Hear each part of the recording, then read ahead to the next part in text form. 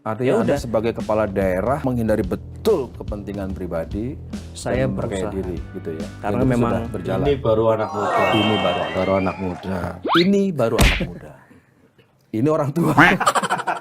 Umur segini tuh sudah pas sebenarnya masuk ke politik Ini gitu. lebih muda dari Gibran. Jadi sebenarnya lebih layak dia jadi cawapres sebenarnya. Ya, cuman kurang satu syaratnya, bukan anak presiden. Pak Mahfud, ingat kalau nanti jadi, misalnya Calon cawapres, Pak. jangan lupa dijadikan menteri. Enggak. Enggak, ini kita ingetin Pak Mahfud ini.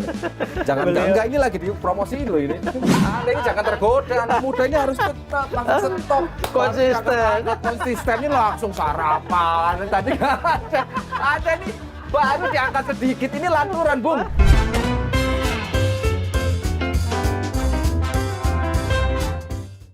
Ketemu lagi di lanturan, ngelanturnya pasti mudah-mudahan relevan. Kali ini tepuk tangan dulu, Mas. Amin ya Rabbal alamin. Amin ya rabbal alamin. Kabul. Kabul ya. Hari ini kita kedatangan anak muda. Anak muda ya. Anak muda. Hari ini diksi anak muda itu ada di mana-mana. Di pencarian Google ada anak muda. Di hampir semua Google Trend. headline berita itu ada anak muda. Nah, anak muda ini yang disoal. Dan hari ini yang hadir adalah anak muda asli. Ya kan, kader PDI Perjuangan, Muhammad Nur Arifin, Bupati Trenggalek, Jawa Timur. Sehat? Sehat. Alhamdulillah. Sehat terus. Lagi sibuk apa di Trenggalek? Trenggalek ya. Kok bisa datang ke Jakarta nggak izin ngomong Jawa? Bisa lah. Atau jangan-jangan semuanya lagi dikumpulin Mas. Oh iya, PDIP. ini lagi musim-musimnya orang semua kader kumpul Jakarta, standby, Standby. di karantina. Enggak, kebetulan besok juga ada undangan dari Kemenpora, acara Sumpah Pemuda. Jadi sekalian mampir. Sumpah Pemuda yang diundang anak muda. Jadi sebelumnya nggak pakai sumpah, makanya bisa pindah. Kalau ini sumpah muda. Belum pindah loh, Mas. Iya. Belum pindah. Cak Ipin, Gimana Mas Egi? hari ini kan pasti mantau ya, mantau hari ini apa yang terjadi sebagai kader PDI Perjuangan. Saya nggak mau bilang bagian dari yang sedang sakit hati, nggak mau lah. Tapi paling tidak kaget dengan proses. Karena itu kan ada kader yang namanya Gibran, pasti kawan juga kan, sama-sama kader PDI Perjuangan, sama-sama kepala daerah, sama-sama anak muda. Kalau boleh tahu, kira-kira waktu mendengar informasi bahwa pasti dideklarasikan, apa yang ada di benak pikiran seorang Cak Ipin? Ya saya menghargai setiap keputusan yang diambil, apalagi Mas Gibran ya. Sebelum ada pengumuman pun kita masih WA-WAan. WA-WAan. Jadi ya kita ngobrol gitu. Tapi satu hal yang mungkin saya sayangkan dari simpang siur yang ada ini, kemudian objektifikasi mungkin shocknya publik itu moncongnya diarahkannya ke diksi mudanya. Nah itu yang saya nggak mau teman-teman muda, kemudian kaum Gen Z dan segala macam itu kecipratan di situ. Artinya stigma negatif ya, ya, artinya anak muda ya. artinya sebenarnya kan mau muda mau tua itu relatif, karena usia kamu bisa muda tapi umur nggak ada yang tahu.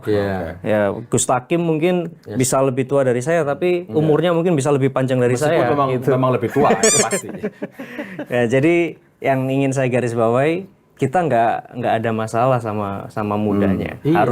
Harusnya publik pun juga tidak bermasalah dengan istilah muda. Masih WA-an, WA grup masih ada kan, WA grup kepala daerah PDI Perjuangan. Masih. Gibran Masih ada. Enggak lah, masih. Masih ada? Masih. Terus komentar-komentar gitu nggak? Kita bikin grup baru. Ini paling penting. Belum 5 menit sudah dapat daging hari ini. Tapi ada ini aku kepancing nggak sih? Nggak bebas, ini nggak ada soal pancing-pancing. Saling mengomentari nggak? Komentari apa kan namanya kan WA grup kan bebas kadang-kadang. Ya biasanya cuman share berita, komen ini gimana, terus ceng-cengan gitu aja. Sebelum dideklarasikan itu Gibran nggak pamit atau apa sama teman-teman di situ? Kalau pamit, aku nggak tahu ya kalau ke yang lain teman kan, aku kan WA-nya personal ke beliau. Cuma tanya Mas lagi di Jakarta nggak, di mana? Ya selebihnya ya biar saya dan sahabat saya yang tahu, maksudnya dengan beliau aja. Nggak di grup itu maksudnya dia nggak pamit? Kalau kan beliau itu apa namanya? Jarang komen. Ya kan beda sama kita. Kalau kita ini kan bupati. Bedanya apa sama-sama kepala Ya daerah? kalau kita kan kepala daerah yang nggak banyak tamu menteri. Kalau di sana kan banyak ketemuan menteri. Iya. Jadi lebih Banyak tamu menteri ya. Terutama Menteri Pertahanan. Menteri Pertahanan. Terus soal jurkam itu memang sudah ditunjuk ya? Ya kalau jurkam ditunjuk ya? ya jurkam ya karena ya kan normal-normal aja ya. Kita artinya Apa maksudnya ada spesifik pembagian wilayah khusus misalnya? enggak sih, itu lebih disorot dari sisi usia, mungkin untuk mewakili kamu harus menarasikan secara milenials kepada sasaran pemuda gitu kira-kira. Mas Ipin, ada kesan bahwa di apa istilahnya itu hiruk pikuk soal majunya Gibran ini kan ada kesan seolah stereotip negatif untuk anak muda itu. Apakah itu misalnya membuat Caimin misalnya satu sebagai kepala daerah yang relatif masih muda, terus usianya juga memang masih muda dan di partai yang besar juga gitu, artinya itu menjadi sebuah kebanggaan tersendiri buat Caimin misalnya ketika Gibran maju jadi cawapres. Ya ini terlepas dari fenomena yang ada, tapi saya tuh selalu teringat perkataan Tan Malaka bahwa idealisme adalah Kemewahan terakhir yang dimiliki dimiliki anak oleh muda. anak muda. Dan kemudian bahwa berpolitik itu harus dengan keyakinan, bukan kemudian dengan jaminan atau kenyamanan. Ini maksudnya Enggak ya. Kalau saya yang namanya berpolitik ya kamu harus yakin dengan jalan yang kamu tempuh. Artinya kalau kemudian di kanan kiri ada sesuatu dan sebagainya ya kita berusaha untuk karena menurutku sesuatu yang kemudian apa ya? Oh, hari ini aku ambek Gustakim aja soalnya kita ini bari bayaran gitu. Terus besok aku sama Mas Yogi.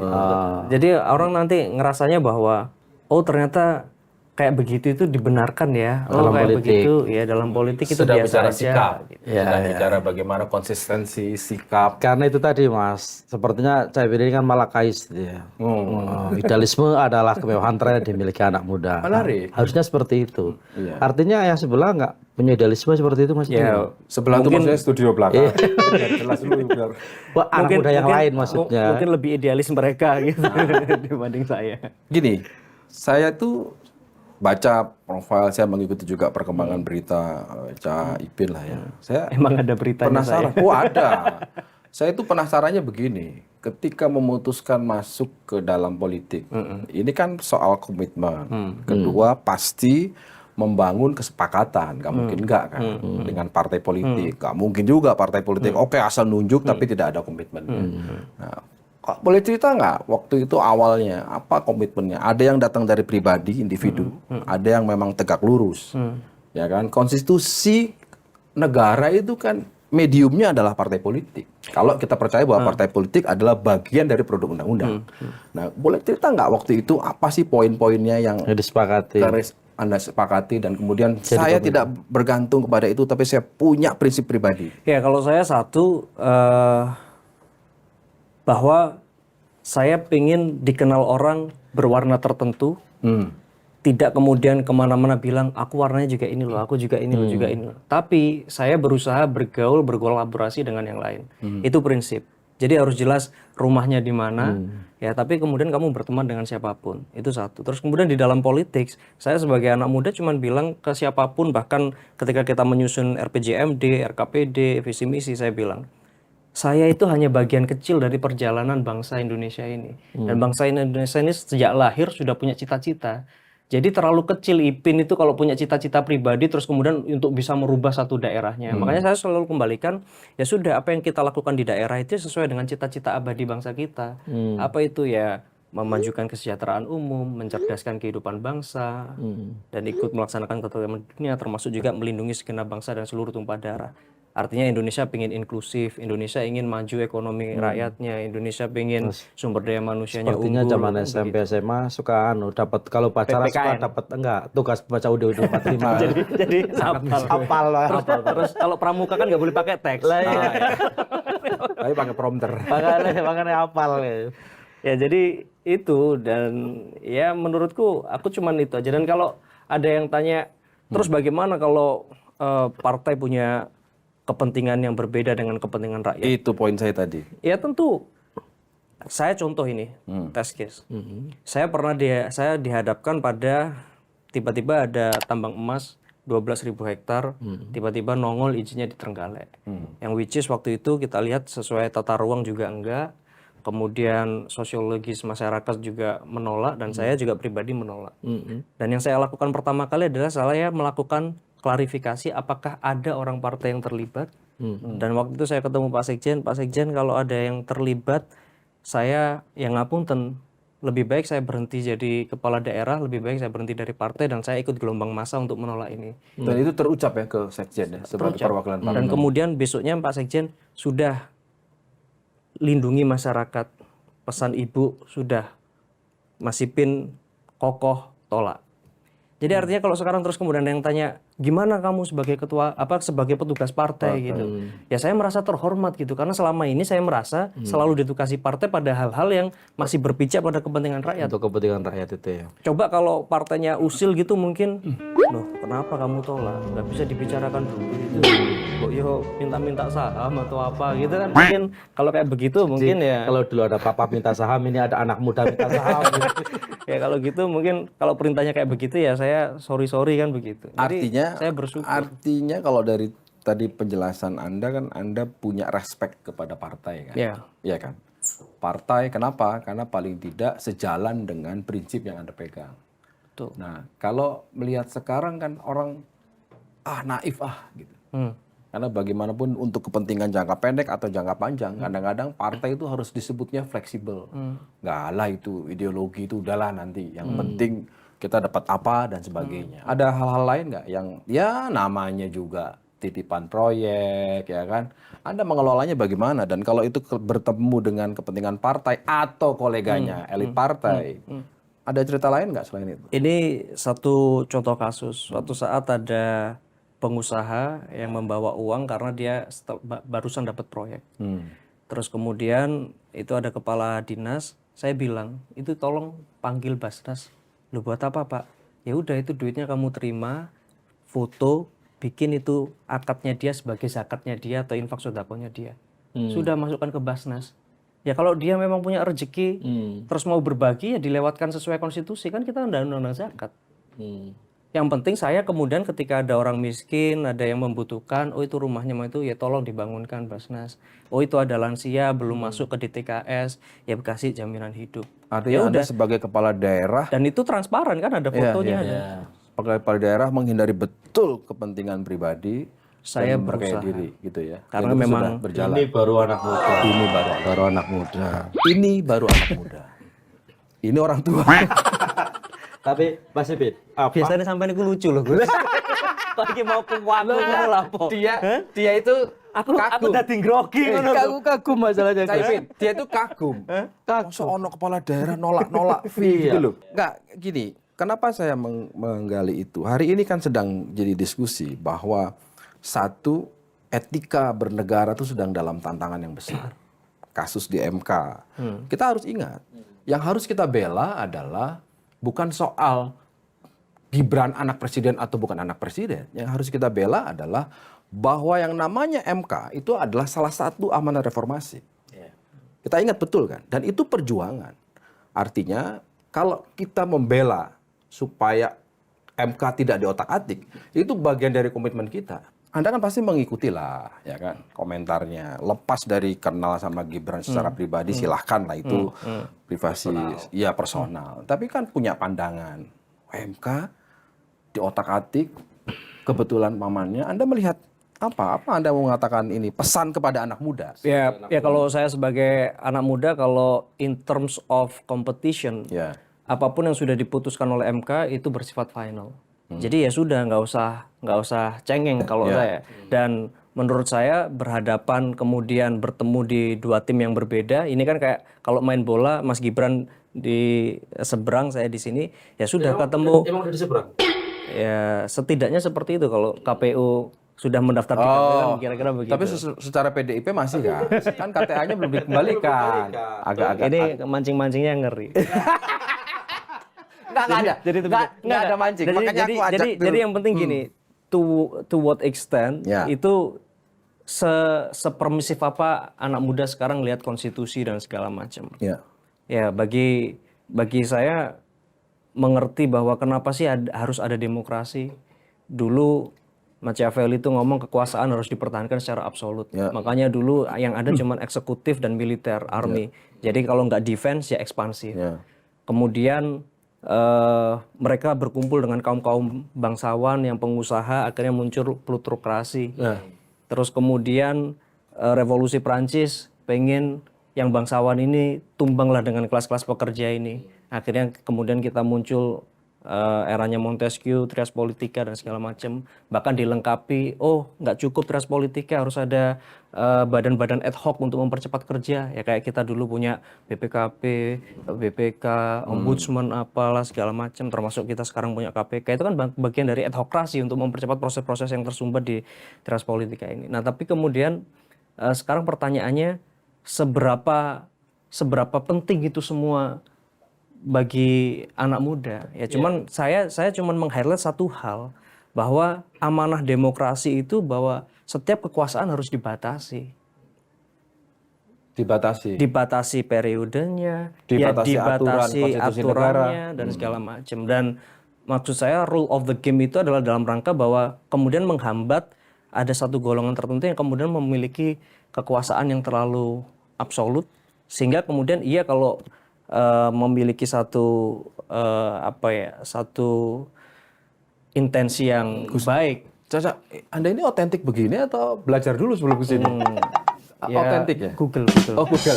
Enggak, soalnya gini, untuk ukuran anak muda, ya kan, bahasanya kan paling tidak saya khawatir, namanya juga mau syuting ya kan, belajar dulu. Kira-kira gini, untuk memudahkan apa yang Anda sampaikan tadi, kira-kira Anda praktekkan sehari-hari sebagai kepala daerah. Yang Mas Ipin tadi sampaikan, apakah tanda-tanda itu Anda sudah melihat bahwa ada upaya untuk mengumpulkan kekuasaan di satu tangan, Ya, melampaui batas-batas konstitusi. ya kan kehadiran Gus Takim sama Mas Yogi kan dalam rangka kemudian mengkoreksi ekses-ekses itu. Nggak cuma saya, bareng-bareng. Ya termasuk kan sekarang apa yang kita lakukan sebagai kepala daerah dilihat di media sosial. Ya kan, kemudian setiap orang bisa lapor apapun yang sedang dihadapi. Karena saya selalu ngomong bahwa ya kalau saya di ruang hampa sendirian gitu, bisa berlaku apapun, nggak ada orang yang tahu gitu. Tapi kan kalau kemudian dikontrol kan, aduh mau melakukan gini ada Mas Yogi, mau begini ada Mas Takim, ya fungsinya itu sebenarnya. Mas Ipin, sebenarnya kan tidak ada problem dengan selama ini ya, tidak ada problem dengan representasi anak muda dalam politik sebenarnya. Tapi menurut Mas Ipin, kenapa sekarang sebutan anak muda di representasi politik misalnya itu menjadi seperti minor? Ya makanya fokusnya sebenarnya jangan sama muda atau nggak mudanya, tetapi kemudian itu tadi, kalau konstitusi saya bukan ahli hukum ya, jadi silakan yang ahli-ahli konstitusi itu kemudian berkomentar terhadap itu. Tapi yang saya pengen ketika hadir di sini bareng panjenengan semua itu, saya cuma pengen anak muda belajar dari pengalaman ini. Apa yang harus dipelajari dari peristiwa ini? Ya, yang perlu dipelajari dari peristiwa ini adalah ternyata setiap tindakan itu ada konsekuensinya. Terus kemudian kedua, bahwa semudah-mudahnya kamu dapat privilege gitu ya, semudah-mudahnya kamu dapat privilege, semudah-mudahnya kamu dapat sesuatu yang itu menguntungkan kamu di sisi pihak, itu kamu juga harus ngukur, ini harus aku ambil apa enggak gitu kira-kira. Karena diri ya. Ya karena ternyata setiap tindakanmu itu, apalagi kalau kemudian kamu sudah berada di piramida yang kemudian semakin lama semakin tinggi, itu impact ke bawahnya banyak. Apalagi kita sudah dilihat banyak orang, kemudian kita menjadi standar, aku memimpikan menjadi anak muda yang seperti itu, dan sebagainya. Dan menurutku ini pelajaran, dan pelajaran itu kan nggak harus kita belajar dari yang baik-baik aja, dari yang kurang-kurang baik pun kan kita juga bisa ambil hikmah dari situ. Jadi menurutku kalau sekarang saya sebagai anak muda ngeliat situasi kayak begini, udah diskusinya bukan lagi oh muda nggak mampu nggak apa, ya sudah adu kompetensi aja. Lintas generasi. Adu kompetensi, kalau aturannya fair, terus lapangannya juga fair, wasitnya juga fair sih nggak ada persoalan itu loh. Yang dijadikan persoalan sebagai orang kan karena dianggap ada unfairness di sini. Ya, exactly. Makanya terus kemudian serangannya jangan kemudian Anak muda. masih kecil, masih itu gitu loh. Kasihan anak-anak muda yang lain kecipratan-kecipratan gitu. Jadi sekarang sebenarnya ya satu, ya political awareness-nya ditingkatkan. Jadi apa sih sebenarnya republik, apa sih sebenarnya demokrasi? Ya sehingga kemudian biar anak muda itu dengan sadar, conscious untuk melakukan satu political participation gitu. Nah yang terakhir, biar anak muda nggak apa istilahnya kecengklak gitu, ya kita konstitusi ini harus kemudian kokoh sebagai sebuah political assurance gitu, sebagai satu garansi bahwa yang namanya konstitusi ya sudah, rule of the game-nya itu gini, jangan tiba-tiba begitu kita mau main nih, katanya kalau kuda jalannya L, ternyata bisa jalan U lah kan gitu kan kaget gitu. Kayak siapa ya? Contohnya kira-kira siapa ya? Kayak gitu. Ya, Makanya harusnya ya ini Gus Takim tadi, ya kan? Emang Tadi kita katanya ngomongnya santai terus tiba-tiba serius itu kan, iya, itu kan nggak sesuai sama rule of the game kita makanya tadi. pakai contohnya kuda. Lah, iya. Nggak berani ngomong ya harusnya namanya wali kota ya paling nggak jadi gubernur dulu gitu. Enggak, kalau benteng kan jalannya Kuda Mas, bukan Kalau banteng. kuda kan Oh kuda. Oh pakai contohnya kuda. Kuda. Ya? Pinter juga. Iya. Nggak gini. Saya mau lihat Yang suka kuda siapa sih? yang naik kuda. Ya nggak usah sebut kuda. Nggak, saya mau bilangnya begini. Kan kira-kira ya kalau yang apa Anda sampaikan itu kan pasti salah satu. Pembelajarannya kan ketika Anda diterpa di partai politik. Dengan ideologi yang mungkin menurut saya sebelum Anda bergabung dengan PDI Perjuangan Anda sudah punya sandaran ideologi. Kebetulan cocok ketemu. Nah, saya mau tahu punya pengalaman apa dengan diuji ideologimu. Iya dong, dengan ketua umum terutama dalam konteks ya ketua umum. Kenapa saya sebut ketua umum? Karena bagaimanapun simbol ketua umum itu menjadi penting.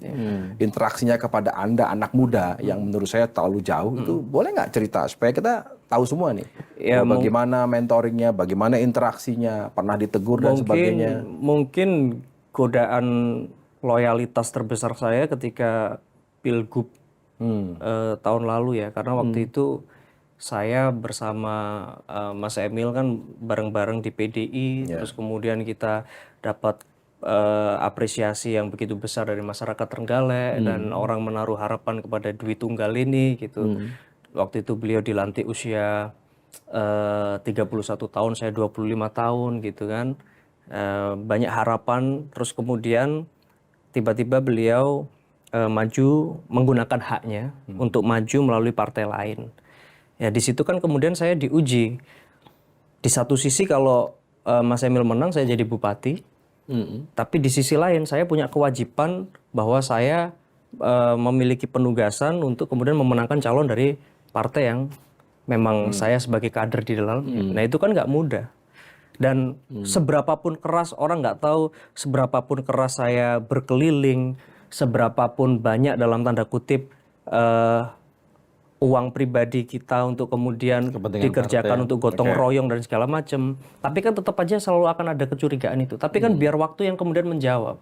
Dan di satu momen coba itu mana wakilnya Emil tuh berdiri. Itu di dalam forum. Mega, di dalam forum. Ibu Mega ya. Iya, Ibu Mega berdiri. Coba itu lihat anak muda itu bla bla bla bla bla bla. Nah, saya mendapatkan perkataan begitu tuh pulang itu seneng gitu. Wih, Bu Mega notice aku loh gitu. Ya kan selama ini aku kader apa gitu. Sampai ke level katakanlah ke level sekjen aja mungkin ya sekjen taunya ya cuma tanda tangan rekom gitu aja kan, tapi nggak deket nggak apa. Tapi seorang Ibu Mega itu di notice. forum yang Di forum lengkap 3 pilar kita sebutnya. Jadi eksekutif, legislatif, struktur partai. Itu kumpul di situ karena waktu itu konsolidasi. Iya. Gitu ya? Iya. Bisa apa itu kalimat tempatnya gimana? Ya nggak usah lah ya. Gemeteran Tapi, nggak? Agak gemeteran dong. Ya gemeternya itu satu saya jadi terpacu, terus kemudian kedua, wih Bu Mega ternyata notice Dan aku forum-forum loh, itu gitu. sering dilakukan Bu Mega ya? Artinya Iya kepala daerah ya? dan Bu Mega itu kan kalau saya sebut saya sering diskusi sama ibu saya gitu. Saya ngeliat Bu Mega itu kayak sosok seperti ibu saya yang karena bapak saya sudah meninggal, jadi yang keramat di rumah itu ya tinggal ibu saya kandung. Kalau di partai ibu saya Ibu Megawati. Jadi kultur ibu Jawa itu mengutarakan sayang dengan men-challenge anaknya. Oke.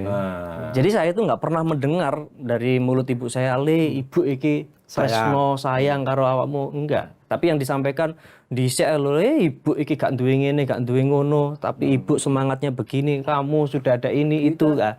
Itu. Enggak, soalnya beredar. Beredar apa? Mas Gibran itu pernah ditegur secara langsung oleh Ibu Mega. Di forum kepala Di forum daerah daerah PD Perjuangan. Kapan ya? Ya sekitar 2 bulan yang lalu lah dikumpulkan. Terus kemudian bicara soal ketaatan, kepatuhan, kesetiaan kepada garis partai dan kemudian menyebut mungkin ya jangan kayak anak inilah gitu. Jadi contoh waktu itu informasinya Mas Gibran Saya mendatangi. soalnya Ada di situ. Enggak, soalnya saya itu kan statusnya 2, satu sebagai kepala daerah, terus satu sebagai ketua DPC. Oh. Jadi biasanya saya ikut yang sesi yang sebagai ketua DPC, karena biasanya materinya hampir sama. Terus kemudian kan kalau urusan terkait penggalangan dan segala macam kan lebih pasnya kan saya menggerakkan struktur yang struktur partai, bukan struktur negara kan kira-kira begitu. Jadi saya biasanya lebih memilih untuk ikut yang di struktur DPC gitu. Kalau milih DPC karena lebih kecil kemungkinan ditegurnya atau ya enggak. Waktu yang jadi biasa kayak waktu yang di DPC itu kalau nggak salah ibu pun juga tanya, ayo perintah ibu sudah dijalankan belum? Ibu itu kan minta satu kita diversifikasi pangan, menanam tanaman pengganti beras. Terus kemudian ekonomi hijau. Itu di Surabaya ada mangrove. Di sini ada nggak yang punya mangrove? Ayo angkat tangan, berdiri. Dan kita kan di depan langsung sigap gitu. Dilihat ibu gitu. Jadi ya biasa. Kita tuh malah kalau ditunjuk itu malah seneng. Ya, artinya ibu itu malah notice gitu loh. Bukan berarti kembali lagi Mas Eben, kembali lagi ke soal pencawapresan Mas Gibran. Ini apa urusannya sama saya? Di luar, enggak. Ini cuma minta pendapat aja di luar apa Mas Ipin sebagai kader partai dan sebagai sebagai kepala daerah, tapi sebagai orang muda yang punya interest ke politik gitu loh. Menurut Mas Ipin, pencawapresan Mas Gibran ini apakah sesuatu yang positif misalnya untuk anak muda dalam konteks politik misalnya, atau justru sebaliknya jadi bumerang? Kalau dilihat lengkap ya dengan segala keseluruhan prosesnya ya, bukan hanya anak muda, tapi ini kan kita ngelihat dengan prosesnya, ada MK dan sebagainya gitu. Ya kalau seandainya kemudian rules itu sebelumnya dibahas oleh eksekutif dan legislatif jauh-jauh hari, kemunculan calon-calon muda itu artinya ada bagaimana ada demokrasi yang kemudian kokoh. Dan di dalamnya juga menjadi bibit pencarian talent-talent terbaik untuk kemudian masa depan Indonesia ke depan. Kalau itu ada masa depan di kancah politik bagi anak muda itu kan kuncinya. Sebatas semuanya memang berjalan sesuai alami. dengan the rule of game-nya itu kan.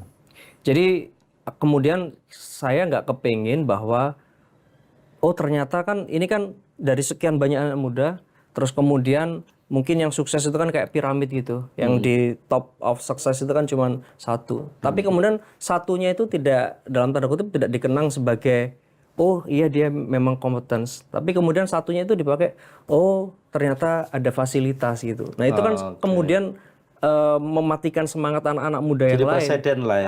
Ada presiden seperti itu. Nah itu yang saya nggak mau. Makanya sekarang isunya aku pengen clear bahwa aku seneng kalau ada orang yang menaruh apresiasi kepada Mas Gibran gitu ya. Karena dulu saya waktu pertama kali ketemu beliau, itu acaranya BMI di Jakarta, beliau itu sempat bisik-bisik, lah iya aku di Solo katanya terlalu muda, ternyata ini awakmu ya Mas yang lebih muda gitu.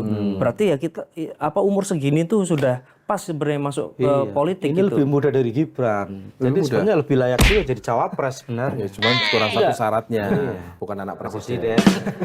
Enggak ada. Makanya dalam hal ini jangan kemudian diskursusnya itu diarahkan kepada bahwa muda itu inkompeten dan segala macam. Jangan begitu. Tetapi kemudian sekarang ya berarti kita ada PR, yaitu tadi political awareness and education-nya harus ditingkatkan gitu. Bahwa Dan kita paham taat asas dan konstitusi itu kan. iya, itu jadi sebagai bentuk dari political assurance tadi, sehingga apapun nanti yang terpilih dan segala macam itu legitimate, orang trust. Karena begini, kan ini sebenarnya urusan maju tidaknya sebuah bangsa itu masuk diletakkan kepada sekedar 2 orang presiden, wakil presiden. Kan enggak. Tapi presiden, wakil presiden itu punya tugas untuk kemudian menggerakkan semua sumber daya bangsa. Nah, orang tergerak itu kan karena satu, persuasif. Artinya dia punya energi, punya passion untuk meyakinkan. Kedua, ya trust. orang itu dipercaya. Nah, karena kalau ada kemudian legitimasi itu. karena kalau kemudian prosesnya orang legitimate. mencurigai, nggak percaya, meskipun nanti kemudian menang jadi, kira-kira bisa bergerak nggak ini semua komponen bangsa?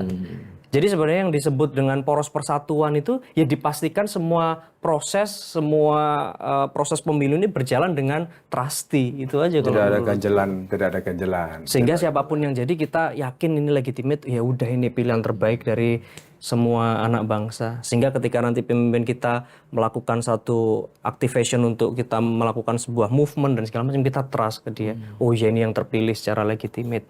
Tapi dengan situasi politik kemarin masih trust kan sama semua. Iya kan sekarang kita kembalikan orang semuanya sudah daftar dan sudah diterima kan Otomatis pendaftarannya. kita terima apa adanya 3 paslon gitu kan. Belum ditetapkan. Apanya yang belum ditetapkan? Itu capres-capresnya kan sama Iya betul. KPU. Maksudnya masih ada tahapan. Masih ada baru. tahapan Dan penetapan. juga masih ada katanya sidang etik juga. MK itu kan ya. Iya, malah dia yang tadi dibilang suruh hati-hati dia sidang etik. Jadi sidang etik kenapa? Mohon maaf salah. Sidang etik kenapa? Sidang etik? Hah? Sidang etik kenapa? Enggak, itu lo kultur. Tadi dibilang jangan ngarang ke sana. Oke, kita ambil idenya. Iya. Kita beli. Sidang etik. Ya kan? Sidang MK. etik kan. Loh, MK-nya Mas di enggak. Gini. Saya setuju. Sudahlah, kita jalan dengan 3 itu. Nah, kan kembali penugasan. Jadi jurkam, memenangkan wilayah. Dalam situasi sekarang ada kegamangan wajar lah. Kenapa? Karena partai Anda, paslon yang Anda ditugasi untuk mensukseskan itu berhadapan dengan orang yang punya Power. ikatan kuat, power, infrastruktur dan sebagainya. Apa Anda merespon ini? Ya terchallenge. Oke. Maksudnya kayak orang exercise saja. Kalau kamu sekarang bisa angkat beban 10 kilo, dihadapkan beban 50 kilo, kalau bisa ngelewatin kan malah makin body shapingnya makin bagus. Jadi artinya ini malah kesempatan bahwa kalau nanti ada satu variabel A, B, C, biasanya kita perang pilkada variabelnya A, B, C. Tapi ketika perang pilpres ini tiba-tiba ada variabel X, Y, Z gitu. Berarti kan ini ilmu baru nih buat kita. Jadi Tapi secara realistis kan pasti gini dong. Aduh, ngeri nih ngelawan infrastruktur negara. Ada dong. Itu kan omongan umum aja itu. ya kalau saya sih nggak sampai berpikir kayak begitu. Jadi Artinya aku Anda dibawa masih aja. percaya Ya, bahwa karena proses demokrasi itu kan berhadap-hadapan, berlawan-lawanan, belum tentu bermusuhan kan begitu. Ini penting nih. Itu. Jadi kita Berhadapan-hadapan belum berhadapan tentu belum bermusuhan. tentu bermusuhan. Tapi nggak ngomong-ngomongan. Iya. Topo bisu. Ya kan dia yang bilang topo bisu. Sekarang dia sendiri. Artinya berhadapan-hadapan, ya kan dia sendiri. Makanya aku kan lagi merunut. Gitu. Sebenarnya yang hadir itu kita. Dia malah Kita tuh menjaga posisi Bupati Trenggalek gitu kan, supaya nggak salah-salah. Ternyata dia ngomong sendiri topo bisu. Nggak, ini penting karena situasinya memang tidak mudah. Situasinya tidak baik-baik saja. Iyalah, terus kemudian Kalau panggung depannya dibilang Ibu Mega dan Pak Jokowi baik-baik saja. Sebetulnya kan enggak. Ada kegamangan, ada kekecewaan. ya kalaupun terus kemudian nggak baik-baik aja, terus kemudian kita terus nggak ngapa-ngapain juga buat apa gitu. Jadi kalau kita sekarang ya apapun yang dihadapin ya kalau airnya tenang ya kita berenang. Kalau ombaknya tinggi ya kita surfing. Udah gitu aja. Dan itu kira-kira semua kader PD Perjuangan yang kepala daerah sama nggak pikirannya? Bayangan dari sisi obrol-obrolan lah. Saya nggak. Ya saya ketemu satu dua dan mereka tetap enjoy, tetap semangat. Kayak kemarin ketemu Gresik, saya sering ketemu juga Kediri. Besok mungkin ketemu sama Dharmasraya. Ya asik teman-teman saling Apa mereka dari awal begitu ngelihat pasangan ini kan dua sisi mata uang nih, pasangan Ganjar dan Prof Mahfud. Paling tidak Anda lah apa? Ada optimisme, ada keraguan. Ya tadi bahwa saya percaya bahwa tugas dari presiden dan wakil presiden itu tidak menyelesaikan seluruh masalah bangsa, tetapi bisa menggerakkan seluruh komponen bangsa untuk membangun bangsa bersama-sama. Dan Pak Mahfud itu mewakili citra trust. Artinya kalau saya kira-kira nyoblos Pak Mahfud gitu, kelihatannya Pak Mahfud ini paling bisa dipercaya gitu. Ibaratnya dapur di dalam. Kalau Prabowo Gibran nggak? Ya bisa aja. Ada yang Tapi nggak percaya pakai paling. beliau. Bisa aja. Kalau ini kan paling bisa. Dan Ya kan bedanya. dan Lu kalau kan tadi dan kalau Pak Nggak usah Ganjar dijelasin, nggak usah dijelasin ya. dan kalau Pak Ganjar itu kita lihat bahwa ketika rame-rame masalah Wadas dan segala macam, dia kan bukan orang yang tipe lari terus kemudian nggak kelihatan gitu kan, dia ditemuin. Ya meskipun selalu kan ada seberapa dekat dialog. Anda sama Ganjar, Mas Ganjar? Pak Ganjar ikut kampanye waktu saya pilkada. Terus kalau dekat itu Misalnya interaksinya. contoh saya, Pak besok itu yang paling banyak ditagih orang itu komitmen dunia tentang Sustainable Development Goals. Oke. Ya kawasan pesisir utara kan masih banyak rob dan segala macam. Saya ngusulkan begini. Terus beliau jawab, ini aku udah ngelakuin ini. Itu. Jadi ya kalau WA dibalas itu menurutku ya deket lah gitu aja. Kalau Prof Mahfud itu malah mentor politik pertama saya. Oh gimana ceritanya? Gimana ceritanya? Karena dulu sebelum saya ikut partai politik itu saya momen politik saya pertama itu kampanye Prabowo di 2014. Oh gitu. Oh iya? Tapi saya mendukung Pak Prabowo karena di situ melihat Pak sosok Pak Mahfud MD. Oh waktu itu kan ketua tim suksesnya Iya, ya. ketua tim suksesnya Pak Mahfud. Kemudian 2000 berapa? 2014. Terus kemudian Pak Mahfud waktu itu stay di Jawa Timur dan waktu itu di Trenggalek kayak adem ayem nggak ada calon yang datang. Oh, artinya catatan politik Anda pernah mendukung Pak Prabowo ya? Iya. Oh, Di 2015. berani Anda ya? Kenapa? Berani juga ya. Ya kan malah Pak Jokowi Pak Prabowo juga berhadapan-hadapan dulu. Oh, sekarang tapi faktornya sekarang juga bukan- berani gabung. Faktornya bukan Pak Prabowo kan, faktornya faktor Pak Mahfud MD. Mahfud. Pak Mahfud, ingat kalau nanti jadi, misalnya Calon cawapres, Pak. jangan lupa dijadikan menteri. Enggak. Enggak ini kita ingetin Pak Mahfud ini. Jangan enggak ini lagi dipromosiin loh ini. Saya itu Karena Pak Mahfud nonton. Iya nonton saya pasti. itu sukanya beliau dan ibu punya itu. Saya pernah ke Jogja gitu ya dengan sahabat beliau namanya Pak Hafandi. Itu yang ngajak sarapan ke warungnya yang nggak warung yang fancy. Giliran ditawarin menteri langsung dibagi-bagiin terus semua. Anda ini jangan tergoda, anak muda ini harus tetap langsung stop. Konsisten. Konsisten ini langsung sarapan. Tadi nggak ada. Ada nih baru diangkat sedikit ini lanturan, Bung. Balik lagi, Bung. Langsung cerita sarapan lah bicara domestik harusnya stop. Ini baru tawaran belum tentu jadi. Anak muda tergoda ini. Udah Ya. ada contoh kan, seorang menteri udah sangat ekspektasi, ternyata nggak ditunjuk juga jadi cawapres ya kan, jangan ikutin itu. Kurang apa coba udah bikinin Piala Dunia, udah bikinin stadion, U17. U17. ternyata nggak Kenapa ditunjuk. kemarin tak iyain ke sini? Ini nggak menyelesaikan Jangan, masalah. Oh, tanpa masalah. lupakan. Nah, ini kita murni hubungan relasikan penting kan. Bahwa ternyata ada anak muda yang secara usia jauh lah dengan Pak Mahfud, ternyata punya hubungan interaksi ada yang cukup bonding baik, lah. ada bonding dan pembelajarannya kan selalu ada transfer knowledge, ada hal-hal yang memang kita nggak pernah tahu di sekolah, di buku nggak ada. Ternyata Anda dapatkan dari seorang Mahfud MD. Itu juga yang membuat Anda waktu itu berpikir mendukung. Prabowo. Nggak salah, soal dukungan itu kan bagian dari ekspresi politik gitu kan. Hari ini juga yang kemudian kita sampaikan apa yang terjadi di...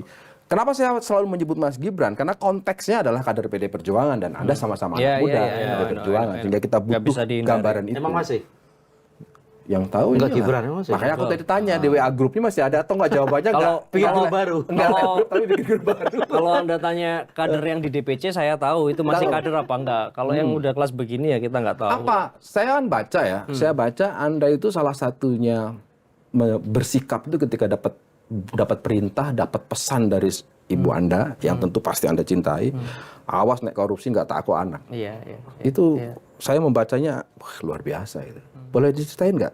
Waktu ketika Anda pamit kemudian diweling, diwanti-wanti, itu menurut saya sih itu lebih dari sekedar ideologi partai itu. Bayangin nggak ancamannya nggak dia aku anak sama ibu loh. Saya aja agak merinding ini. Saya ingat ibu saya. Jadi kan ya kita kalau di kultur Jawa gitu kan tahu keramatnya ibu gitu ya. Oke. Dan ketika saya pamit waktu itu ya wes le ya tenan ya kamu niati beneran. Tapi awas kalau kamu ambil yang bukan hakmu. Apalagi menzolimi kok haknya orang yang lemah gitu ya.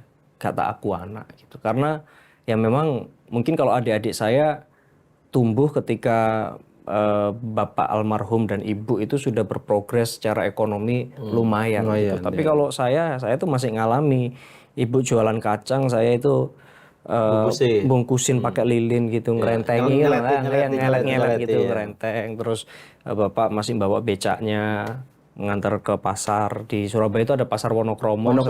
Sekarang DTC itu kan depannya stasiun. Jadi biasanya di situ, ya.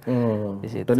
Dan bahkan ibu saya itu kan mau nikah sama bapak saya karena bapak saya itu janji ke mertua itu untuk wis nanti tak sekolahkan ini tin ini kan ibu saya namanya sering tin sampai nanti lulus. Nah, ibu saya itu loh kuliah itu sambil bawa adik saya yang nomor 3. Jadi saking maksudnya berproses akhirnya ibu sampai punya kesempatan kuliah itu setelah punya anak ketiga. Dan Anda belajar dari perjalanan orang tua Anda. Makanya artinya yang saya baca Mas Ipin ini ya memahami betul gitu Mas bahwa untuk mencapai sesuatu perlu usaha dan effort yang keras Nggak jalur seperti itu. instan gitu maksudnya. Mau kemana nih arahnya? nggak ngono. Nggak, aku cuma mau ngomentarin Ini orang lagi ngomong sudah diarahin lagi ke sana. Nggak usah dibanding-banding. Lah iya jangan dibanding-banding. ini mengapresiasi. Apresiasimu gak ikhlas. Apresiasimu gak ikhlas. Benar. Ada pelajaran penting betul bahwa untuk meraih sesuatu itu ada proses. Makanya tadi saya bilang, saya makin yakin bahwa yang membuat Anda sampai sekarang ini adalah bukan soal garis partai, bukan ideologi. Anda baca Tan Malaka, Anda baca Soekarno dan sebagainya, semuanya bagus. Tapi ada satu hal yang paling organik dan selalu otentik adalah ketika datang dari pengalaman sendiri dan ternyata datang dari orang tua Anda. Dan saya kesini aja tadi pamit ibu, dan ibu pesannya apa? Dijaga lisannya gitu. Nggak tahu ini tadi aku sudah berhasil menjaga lisan apa enggak ini sih udah cukup. Sudah cukup ya. Malah kurang dikit-dikit lagi. Loh itu serius. Anda kok cara membentengi kita bawa-bawa ibu sih? Kita mau gas juga agak ragu-ragu karena bawa-bawa ibu. Kok Anda mirip sama teman Anda sih? Bawa-bawa ibu. Bawa ibu. Enggak. Paling Ya, laki. itu penting. Kenapa? Karena ini kan kita juga ingin menyampaikan pesan kan. Karir Anda insya Allah diberi umur panjang, diberi kesehatan kan masih panjang. Dari sekian banyak ratusan kader partai politik, saya nggak menyebut spesifik PD Perjuangan. Saya anggap Anda akan dinamis lah. Tapi paling tidak poin ke depan adalah soal bangsa, anak-anak muda. Kita setuju ya ada transformasi ke anak muda, ada regenerasi itu pasti setuju. Iya, sebagai anak muda saya setuju Mas. Iya, ini kan pengasuh anak muda. Jadi itu menjadi penting. Nah, ada lagi nggak yang ketika, nah ini lanjutannya, ketika Anda mengimplementasikan ada satu godaan, tadi sudah disebut, kalau ada fee serahkan ke Basnas. Saya menduga itu karena Anda ingat betul welingnya orang tua. Tapi di luar itu kan dinamikanya pasti banyak. Anda berhadapan dengan DPRD, Anda berhadapan dengan era APBD. Kita tahu lah, ya kan, ada hal-hal yang ingin jalan pintas, dan itu semuanya ditangan soal kepala daerah. Boleh cerita 1-2 momen-momen yang Anda... Ya, satu, kalau artinya kita tidak begitu, mereka mau menekan kita dengan cara seperti itu pun mereka juga satu ada segan. Terus kemudian kedua, dari sisi aturan, kalau kita memang strict kepada RPJMD-nya, di RKPD harus ngikut RPJMD, ya tolak aja kegiatan-kegiatan yang memang nggak sesuai sama RPJMD. Dan sejak zaman saya itu membuatkan satu username untuk semua pengusul. Jadi nggak ada lagi yang namanya anggaran siluman yang tiba-tiba muncul ketika pembahasan APBD dan segala macam. Jadi ketika menginput itu ketahuan, oh jalan ini diusulkan sama ini, tanggalnya sekian, proposalnya ini gitu. Jadi orang tahu gitu. Secara terbuka, oh ini teknokratis, oh ini teknokratis bupati. Bupati dari mana? Oh bupati karena nginep di desa, ketemu Mbah Lurah, ketemu Pak Kasun, butuh ini, butuh itu. Ya saya bawa proposalnya. Jadi nggak ada yang namanya dalam tanda kutip anggaran siluman. Bahkan kemudian untuk memastikan inklusivitas, kita di Trenggalek itu punya yang namanya musyawarah khusus untuk perempuan, anak, kelompok rentan, difabel. Yang banyak dihadapi kepala daerah itu kan. Semua bupati kepala daerah dari PDIP seperti itu. Enggak, itu satu eksekutif order yang pertama kali saya tanda tangani untuk menyelenggarakan itu karena saya pengen inklusif. Terus kedua ya untuk bentengi saya juga kan gitu. Dan secara aturan di Mendagri mengatakan bahwa kalau kemudian itu deadlock sudah ditetapkan aja dengan perkada. Jadi kita ya bertahan aja. Kalau DPR nggak mau ngesahin ya sudah. Nah ini Atau bisa ditetapkan karena perkada. salah satu keluhan kepala daerah itu kan bagaimana mengelola dengan legislatif.